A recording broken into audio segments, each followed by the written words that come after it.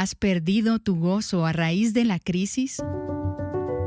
No dejes que el enemigo te robe el gozo, independientemente de lo que esté pasando en el mundo o en tu situación financiera personal.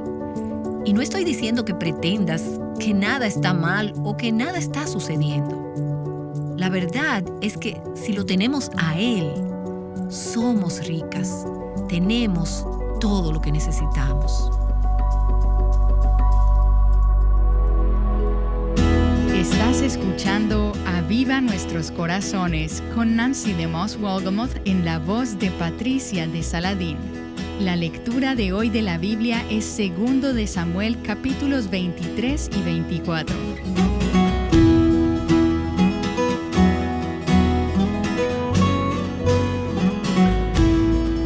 Muchas mujeres han compartido sus comentarios de los devocionales diarios que hemos estado publicando en Aviva Nuestros Corazones este año. Uno de estos dice: bendiciones, hermanas, yo solo quiero decirles hoy que comparto la misma gratitud por este ministerio que ha hecho tanto por ayudarnos a las mujeres a no seguir siendo atemorizadas, sino a creerle y a confiar en las promesas de nuestro Dios. Que Él nos ayude a no flaquear y a no quitar nuestra mirada de Él. Amén. Y es que vemos las noticias y mensajes con informaciones que nos hacen conscientes del sufrimiento, la carencia y la crisis que enfrentamos. Pero la respuesta a esto es una que no la escucharemos de los expertos. Hoy Nancy nos recuerda que podemos enfrentar la crisis con gozo y generosidad. Esta enseñanza es parte de la serie titulada Esperanza para tiempos inciertos. Por más grandes que sean nuestras necesidades, en la mayoría de los casos hay muchos que tienen aún mayores necesidades que las nuestras. Y ahora, a medida en que pensamos acerca de las necesidades de los demás, llegamos al punto número 8. En momentos de dificultades financieras, necesitamos ayudar a los demás. Necesitamos ser sensibles a aquellos que nos rodean, que tienen aún necesidades más grandes que las nuestras, y particularmente a aquellos que pertenecen al cuerpo de Cristo, a la iglesia. Este no es un tiempo solamente para pensar en nuestra propia necesidad, por más grande que ésta sea. Dios nos llama a poner las necesidades de otros por encima de las nuestras. Filipenses capítulo 2, y eso fue lo que Jesús hizo, y eso es lo que nos llama a hacer. Dice, no buscando cada uno sus propios intereses, sino más bien los intereses de los demás. ¿Cómo podemos llegar a otros en momentos como estos? Bueno, podemos orar por los demás. ¿A quién conoces a tu alrededor que esté pasando por una necesidad financiera? ¿Quién está sintiendo la presión? ¿Quién perdió el empleo? ¿Estás orando por ellos como si tú misma estuvieras pasando por esa situación? Busca maneras para motivar a aquellos que quizás estén luchando con una nota, con un correo electrónico, con una llamada. Y di: estoy orando por ti y solo quiero que lo sepas. Después comparte con otros. Este es un tiempo para nosotras ayudar a satisfacer las necesidades materiales de los demás a medida en que el Señor nos bendice. Y puedes ver esta enseñanza a través de toda la Escritura. Estaba leyendo justamente la semana pasada en el libro de Deuteronomio, en el capítulo 15, que dice: si hay un menesteroso contigo, uno de tus hermanos, le abrirás libremente tu mano, le darás conforme te haya bendecido el Señor tu Dios. Proverbios 21. El que cierra su oído al clamor del pobre, también él clamará y no recibirá respuesta. Y luego ese pasaje tan familiar en Santiago capítulo 2. Si un hermano o una hermana no tiene ropa y carece de sustento diario, y uno de vosotros les dice: id en paz, calentaos y saciaos, espero que consigas satisfacer tus necesidades, Dios te bendiga, pero no le dais lo necesario para su cuerpo, ¿de qué sirve? Así también la fe por sí misma, si no tiene obras, está muerta. Hemos de tener el corazón de Cristo por aquellos que están sufriendo, en lo material y en otras maneras. Entonces, ¿a quién conoces que está luchando por llegar a fin de mes? ¿Cómo puede ser un instrumento de la gracia de Dios en sus vidas? Este es un tiempo para alcanzar a los demás. Y luego, relacionado con esto, tenemos el punto número 9. Este es el momento para practicar el dar como Cristo lo hizo. La tendencia natural en los tiempos de incertidumbre financiera o de inseguridad es precisamente lo opuesto, es aferrarnos a lo que tenemos y dar menos. Quiero decir, esto es lo que los contadores dirían. Así es como funcionan las matemáticas. Si tienes menos, das menos. Pero creo que estos tiempos de dificultades económicas nos proveen a nosotros, como hijos de Dios, una oportunidad increíble para demostrarle al mundo la grandeza y el poder de Dios a medida en que continuamos dando, aun cuando estemos estirando nuestros propios recursos. Pregúntale a Dios cómo puedes ejercitar tu fe.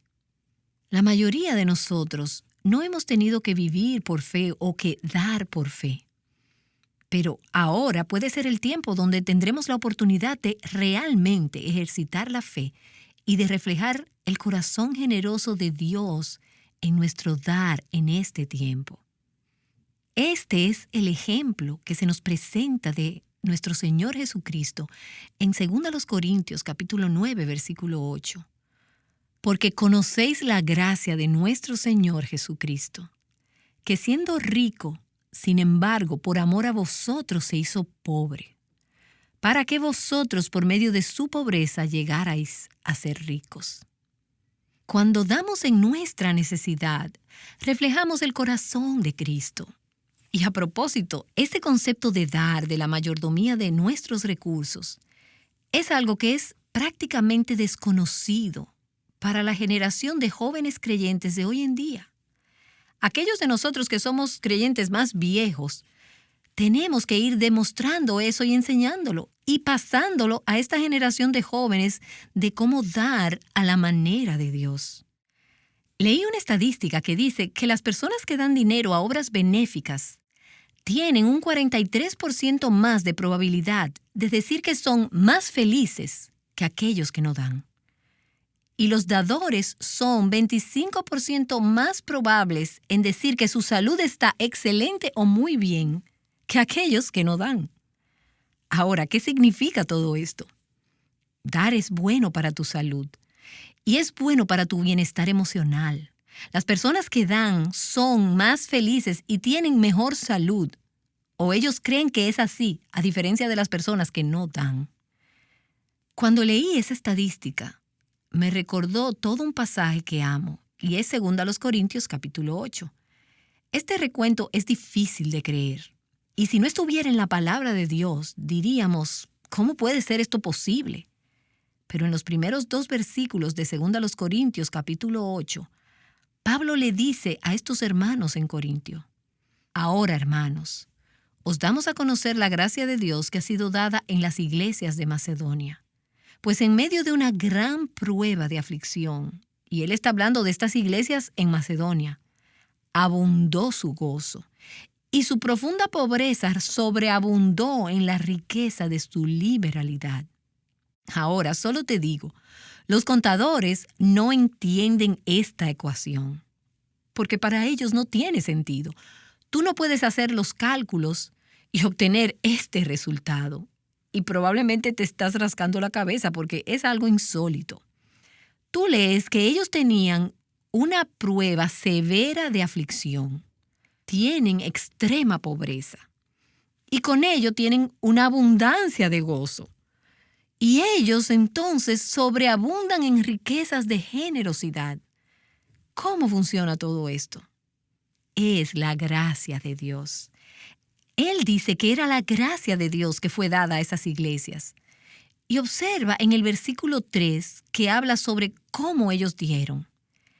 Ellos dieron según sus posibilidades, dice Pablo, y aún más allá de sus posibilidades. Dieron de su propia voluntad. Nadie los forzó, nadie les rogó, nadie les dijo, tienen que dar. Ellos dieron lo que tenían que dar y dieron más allá de sus posibilidades.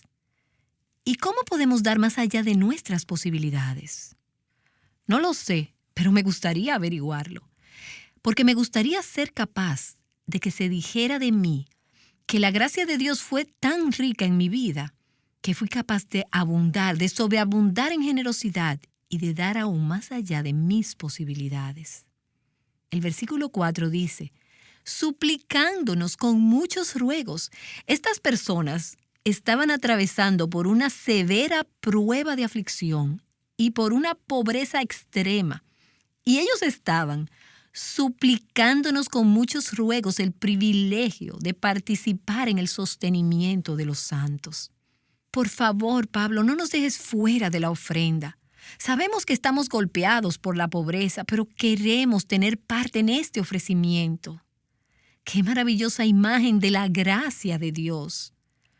Me imagino que todos recordamos el paso del huracán Katrina, y Luisiana fue uno de los estados que se vio severamente afectado. Durante ese período, los funcionarios de la Convención Bautista de Luisiana recibieron un sobre, y dentro de este se encontraba un efectivo que totalizaba $854. La ofrenda vino de un grupo de 20 hombres que vivían en Sumatra, en Indonesia, que 8 meses antes habían sido devastados por el tsunami que recorrió por esa parte del mundo. Durante el desastre del tsunami, estos 20 hombres experimentaron la ayuda de los socorristas voluntarios bautistas del sur, procedentes de los Estados Unidos. Y cuando Katrina devastó este estado 8 meses después, estos hombres de Indonesia recordaron cómo estos americanos en particular los ayudaron y les ayudaron en su necesidad. Y cuando ellos escucharon del huracán, ellos quisieron ayudar, así como ellos habían sido ayudados.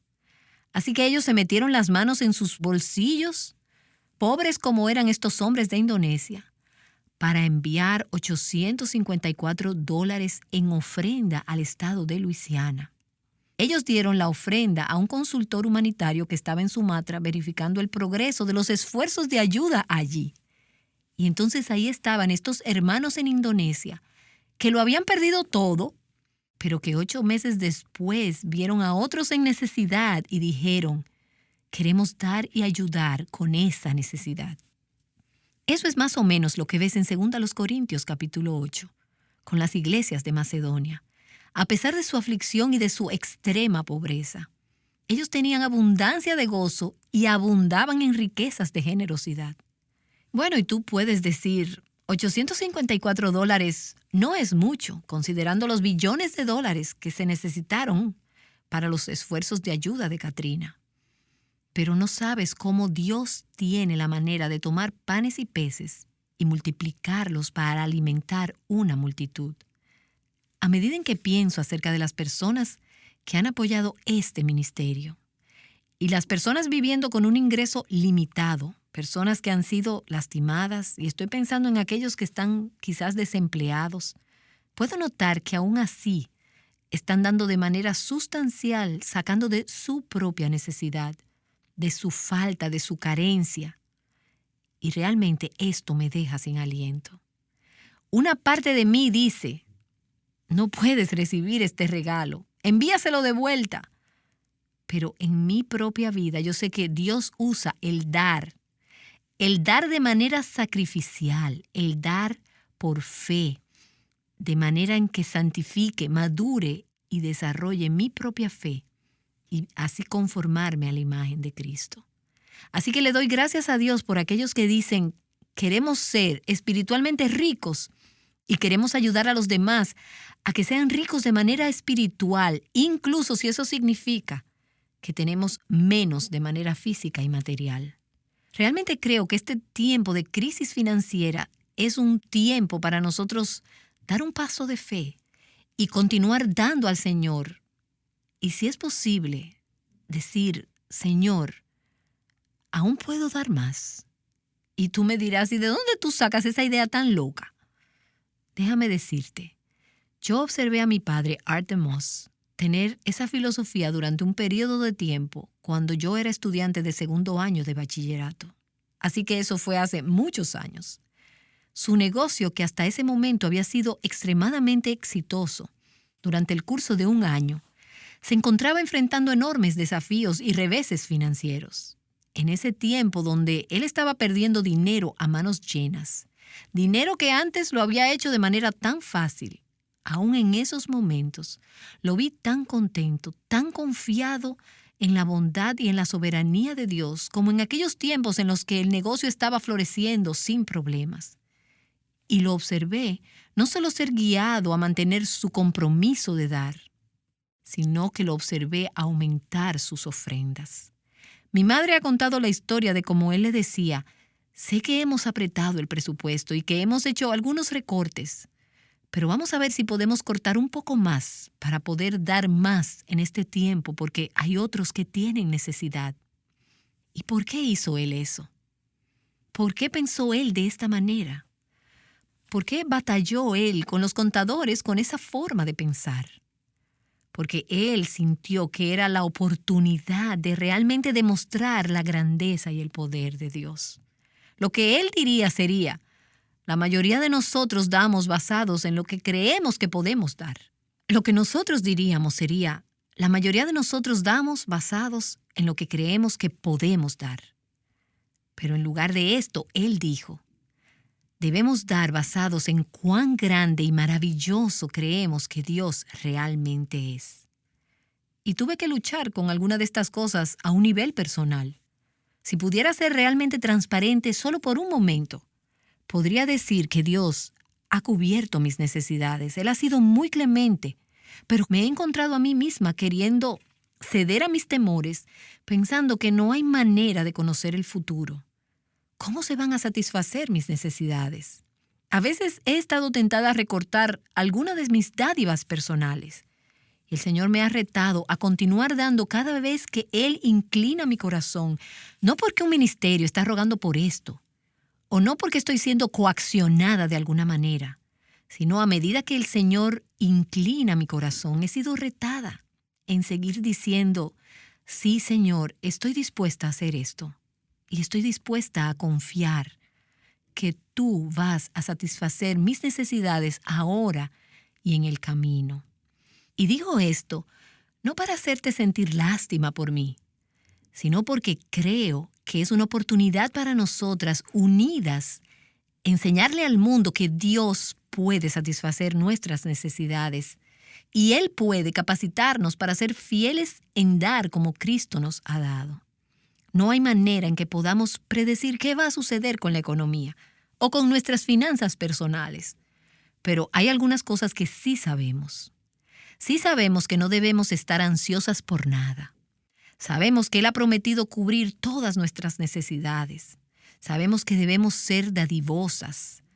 Prefiero echar mi suerte con Dios y hacer lo que sé que tengo que hacer y confiar en Él y en lo porvenir, en vez de impacientarme, de sofocarme, de intentar resolverlo todo o cargar con las responsabilidades del porvenir por mí misma.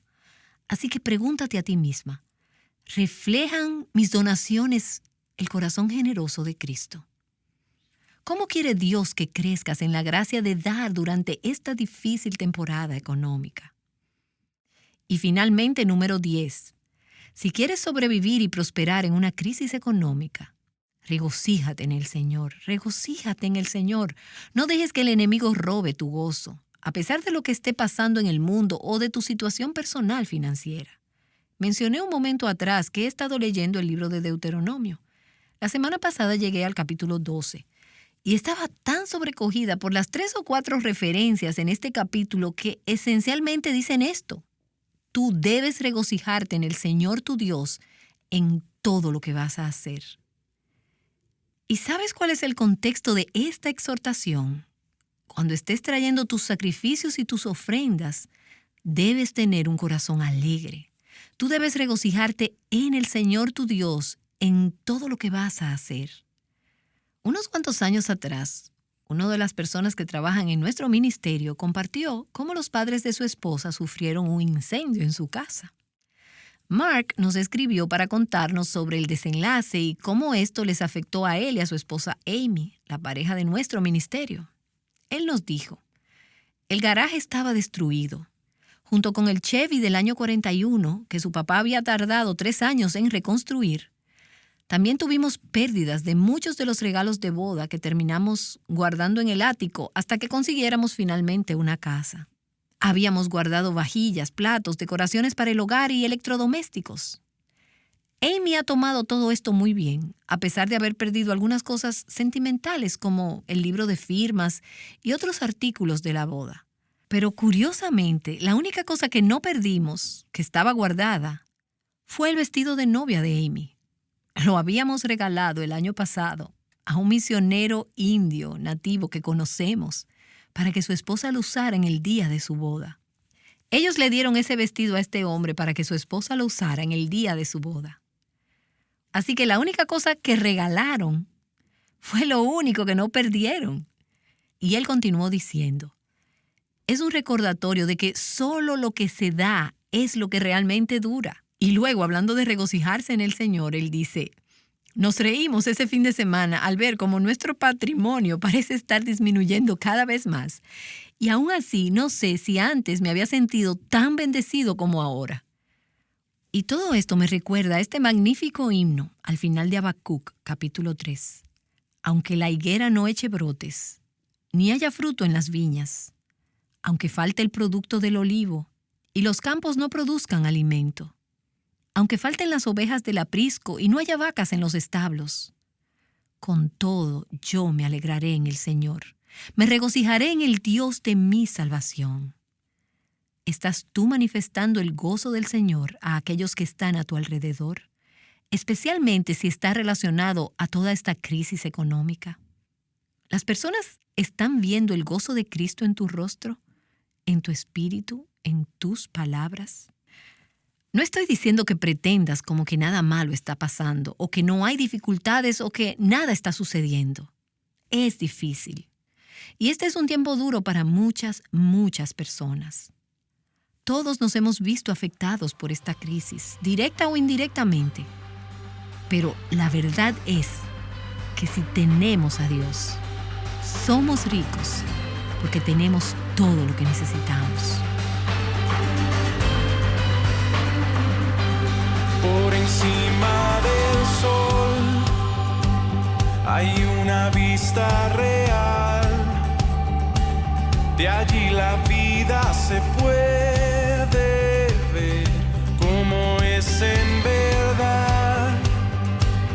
Una visión celestial de todo lo terrenal. Toda la historia se ve a la luz de la eternidad. Quiero fijar mis ojos mucho más allá de lo que puedo ver. Miles de páginas me sirven de ventana para andar por fe. Mi Dios está en su trono y lo gobierna todo. Puedo yo confiar, pues soberano es Él. Pueden subir las aguas, firme está mi alma cuando puedo ver. Por encima del sol se puede ver redención. Todo lo viejo cambiando por una nueva creación. La más profunda aflicción luego se vuelve una nueva canción. Cuando yo puedo destello ver de la gloria de Dios.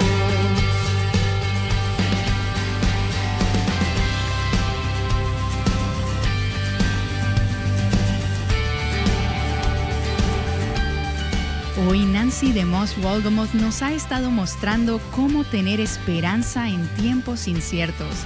En estos días en que enfrentamos diversos retos globalmente y como individuos, debemos fijar nuestros ojos mucho más allá de lo que podemos ver. Y la verdad revelada en la Escritura, Jesucristo mismo, es en quien anclamos nuestras vidas para vivir por fe. Al elevar nuestros corazones en adoración a nuestro Dios, te invito a que hagamos nuestras las palabras de esperanza del Salmo 146. Susan Hunt, en su libro titulado Por Diseño, nos guía a lo largo de este salmo. Ella dice: el salmista comienza con una saludable conversación consigo mismo al exhortarse a una vida de alabanza. Aleluya, oh alma mía, alaba al Señor. Alabaré al Señor mientras yo viva, cantaré alabanzas a mi Dios mientras yo exista. Luego advierte acerca de la absoluta futilidad de buscar cualquier otra ayuda. No confíen ustedes en príncipes ni en hijo de hombre en quien no hay salvación. Su espíritu exhala, él vuelve a la tierra. En ese mismo día perecen sus pensamientos. A continuación menciona las razones por las que debemos poner nuestra esperanza en Jehová. Bienaventurado es aquel cuya ayuda es el Dios de Jacob, cuya esperanza está en el Señor su Dios, que hizo los cielos y la tierra, el mar y todo lo que en ellos hay, que guarda la verdad para siempre, que hace justicia a los oprimidos y da el pan a los hambrientos. El Señor pone en libertad a los cautivos, el Señor abre los ojos a los ciegos, el Señor levanta a los caídos, el Señor ama a los justos. El Señor protege a los extranjeros, sostiene al huérfano y a la viuda, pero frustra el camino a los impíos. Y concluye con un grito de celebración: el Señor reinará para siempre, tu Dios, oh Sión, por todas las generaciones. ¡Aleluya! Que Dios sea el objeto de nuestra esperanza y su palabra el sustento de esa esperanza. Quiero fijar mis ojos mucho más allá de lo que puedo ver. Miles de páginas me sirven de ventana para andar por ver. Mi Dios está en su trono y lo gobierna todo. Puedo yo confiar, pues soberano es Él. Pueden subir las aguas, firme está mi alma cuando puedo ver por encima del sol,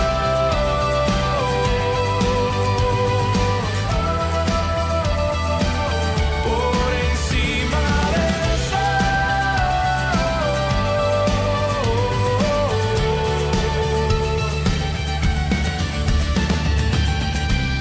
Seguro has escuchado acerca de las plagas que Dios obró en Egipto cuando liberó al pueblo de Israel de la esclavitud. ¿Has perdido el asombro de lo que Dios nos muestra a través de este relato? Mañana Nancy nos ayudará a recapturar un sentido de gratitud a Dios por su obra de liberación de la esclavitud al pecado. Acompáñanos aquí en Aviva Nuestros Corazones. Fijando nuestros ojos en Cristo juntas, Aviva Nuestros Corazones con Nancy DeMoss Wolgemuth es un ministerio de alcance de Life Action Ministries.